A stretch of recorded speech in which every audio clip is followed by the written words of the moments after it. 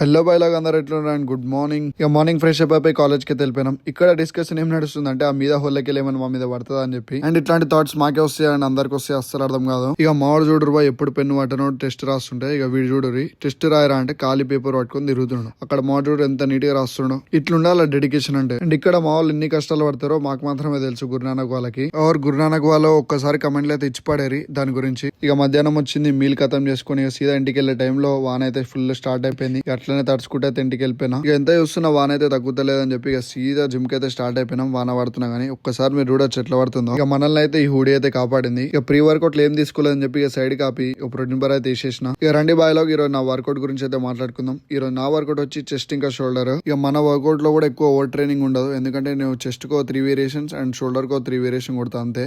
ఒకప్పుడైతే 4 variations కొడుతుండే starting beginning stage లో ఉన్నప్పుడు అయితే. ఇక నువ్వు తక్కువ వేరియేషన్ చేసినా గానీ ఇక మంచి ఇంటెన్సివ్ గా మంచి ఫామ్ తో చేసినావు సరిపోతుంది. ఇక బిగినర్స్ ఎందుకంటే 4 సెట్స్ కొడతారు, సో వాళ్ళకే చెప్తున్నా కొట్టకురి. ఖాళీ పిల్లే జిమ్ పోయి అలసిపోతారు.